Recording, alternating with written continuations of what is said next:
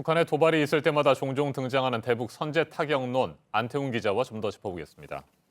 안 기자, 대북 선제 타격론 이미 오래전부터 나왔던 얘기 아닙니까? 네, 우선 2006년 9월, 그때는 이미 북한의 1차 핵실험 징후가 불거졌던 때입니다. 네. 당시 노무현 전 대통령은 당시 대통령이죠. 언론 인터뷰에서 사회자가 북한이 핵실험을 강행하면 미국이 군사적 대응을 할 수 있다는 질문을 하자 이렇게 답변했습니다. 보시겠습니다. 미국에서는 오래전부터 그 얘기가 나와 있었고요. 심지어는 일본에서까지도 선제 공격론이 나와 있습니다. 예. 한반도에 초래할 결과를 우리가 다 같이 신중하게 생각해야 한다. 적어도 한국 국민들은 그 문제에 관해서 매우 신중하게 생각해야 하고 말해야 합니다. 네, 정리해보면 선제 타격론은 이미 11년 전에도 오래전부터 나왔다라는 얘기인 겁니다. 특히 이 인터뷰가 진행된 그 다음 달인 2006년 10월, 북한은 1차 핵실험을 실시했고 올해까지 총 6차례 핵실험이 있었지만 선제 타격은 아직까지 나타나지 않고 있습니다. 네, 지금 이제 11년 전 얘기를 해봤는데 네. 정세현 통일부 전 장관이 이게 선제 타격 얘기가 이미 20여 년 전에 있었던 얘기다 이런 얘기를 또 하기도 했습니다. 최근 언론 인터뷰에서 한 말입니다. 1994년 당시 미 국방장관의 말을 인용해서 북한의 영변 핵시설을 폭격하려고 했는데 북한의 반격에 의한 확전으로 수백만 명이 죽을 수 있다는 판단, 또 엄청난 돈이 들어간다는 점 때문에 실행하지 못했다는 내용을 전했습니다.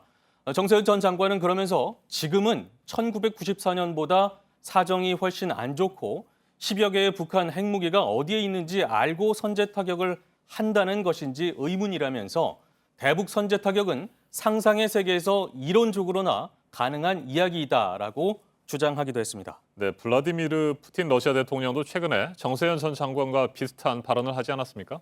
네, 지난달이죠. 지난달에 한 토론회에서 푸틴 대통령이 이렇게 말했습니다. 선제 타격은 마찬가지로 이론적으로는 생각해 볼 수 있지만 성공 가능성은 장담할 수 없다면서 북한 군사력에 대한 정확한 정보가 없기 때문에 선제 타격으로 북한의 핵미사일 프로그램을 멈추게 할 수 있을지는 알 수 없다고 말한 것입니다. 선제 타격으로 북한의 모든 무기를 무력화시킬 수 있을지는 확신할 수 없다는 것입니다. 네, 그러니까 이런 것 같습니다. 이렇게 북한의 도발이 있을 때마다 늘 미국의 선제 타격 얘기가 나오고 하지만 결론은 미국이 이거를 현실적으로 실제로 행동에 옮기기는 그렇게 쉽지가 않을 것이다. 이렇게 되는 것 같아요. 네, 그렇습니다. 그래서 현재 활발하게 활동하고 있는 전문가들의 대체적인 발언을 좀 짚어봤는데 대체적으로 실현 가능성을 말씀하신 대로 굉장히 낮게 보고 있습니다.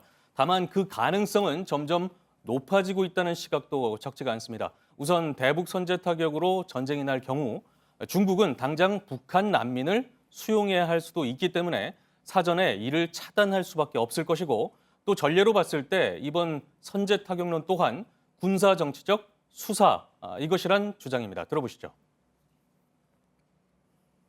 선제 타격의 어떤 실현 가능성보다는 현재 북한의 핵무력 완성 선언에 따라서 이 확고한 어떤 군사적인 대응의 의지를 표현이자 어떤 군사적 옵션을 언제든지 사용할 수 있다는 어떤 그런 것을 테이블에 올려놓은 어떤 그런 표현이라고 봐야 되겠죠.